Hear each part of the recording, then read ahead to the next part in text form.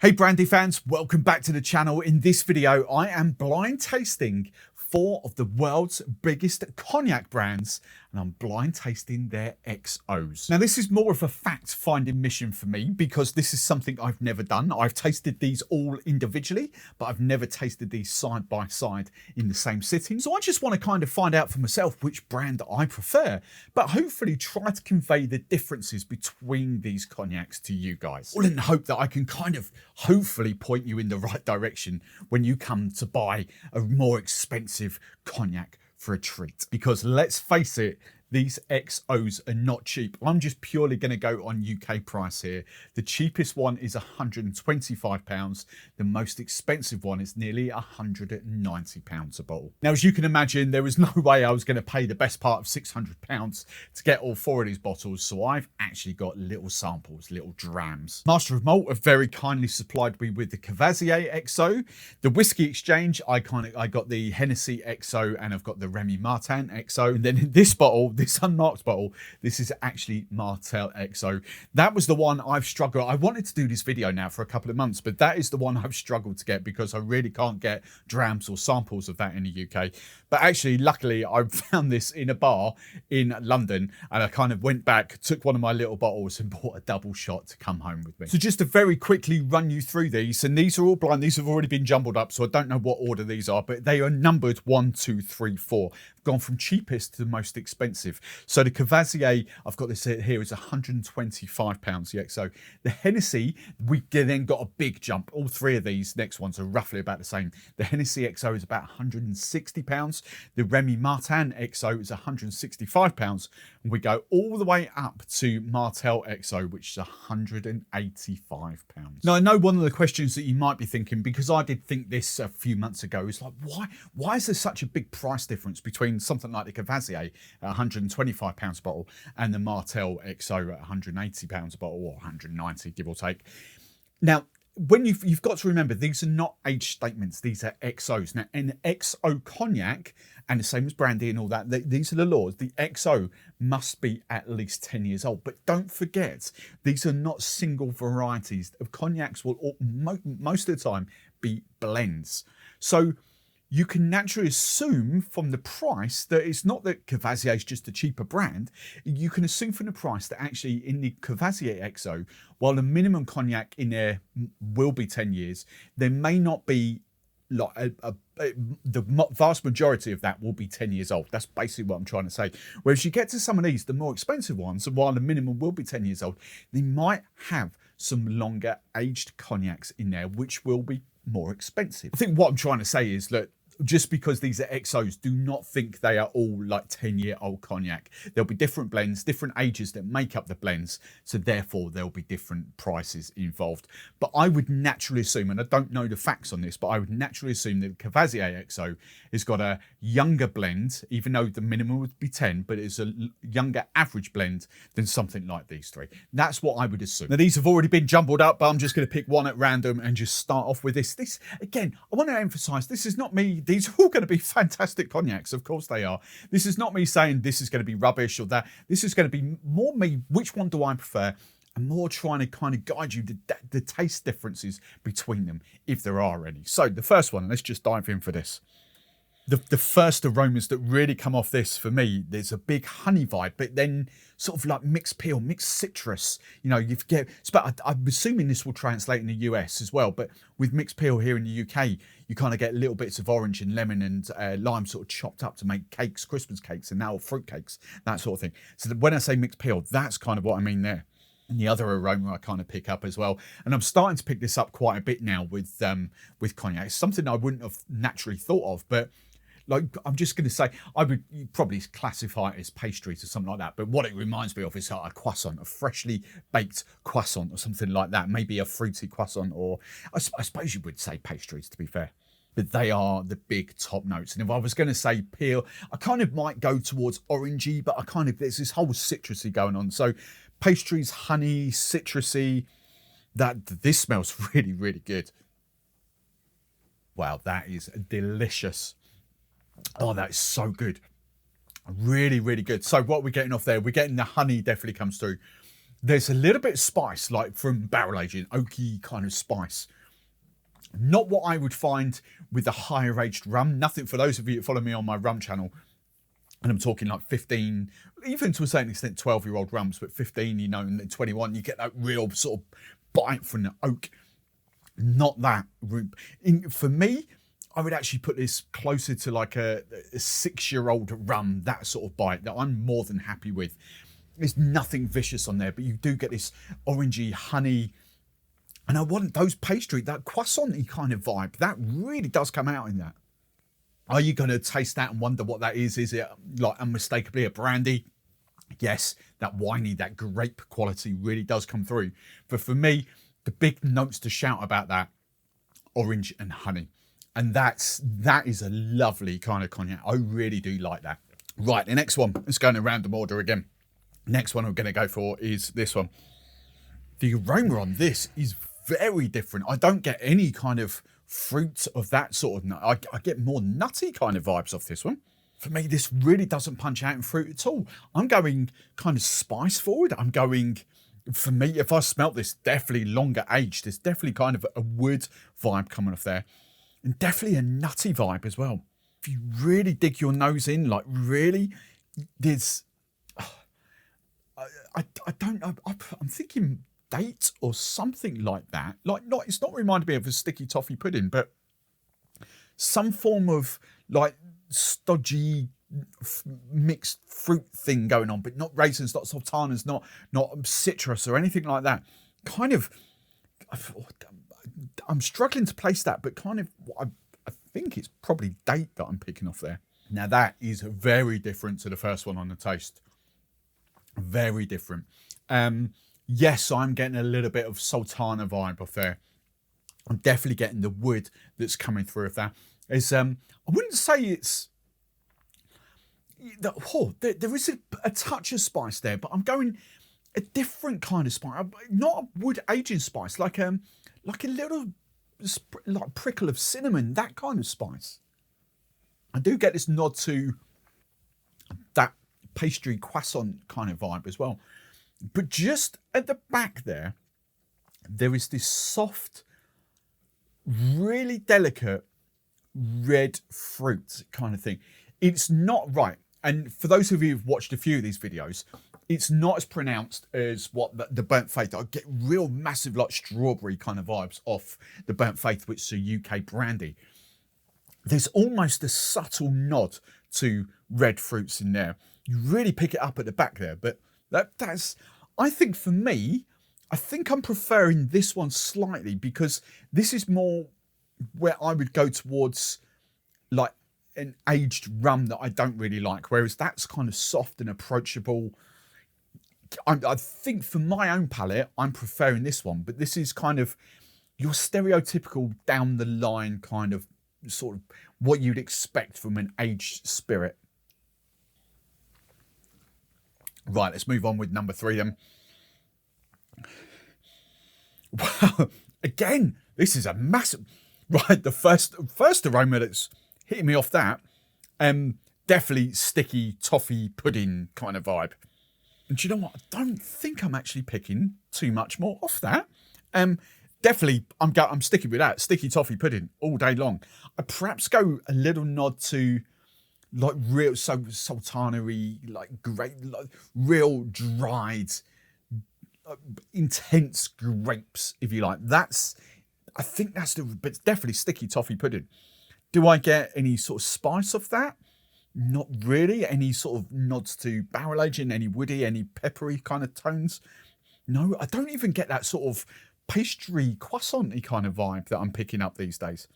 And you know what? I don't know the facts around this. I haven't even deep dived around this. Yes, I know some cognac brands do add a little bit of dosage to them, a little bit of sugar, shall we say.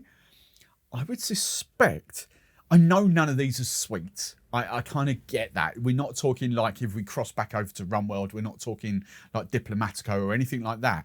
But just the aroma, because of that sticky toffee pudding, I'm naturally assuming or thinking that what it's doing to my head is that this is going to be slightly more voluptuous in my mouth, should we say. Slightly more texture to it. It smells a little bit sweeter. Wow, now that is delicious. And again, well, I can't believe how different these are. Because that is bonkers. Plum is the first one I'm getting on. Again, completely and utterly different to the first two. I just had to have another little sip there because it kind of disappeared. But actually, while I was talking, I got a nod to like a dark chocolate. Not like my favourite sort of dairy milk kind of thing, but like a real dark chocolate. There's definitely plum that comes through there. That is without a shadow. I love my stone fruit. Stone fruit for me is the be all and end all of fruit. Your plums, your apricots, nectarines. Nectarines, my thing, and peaches.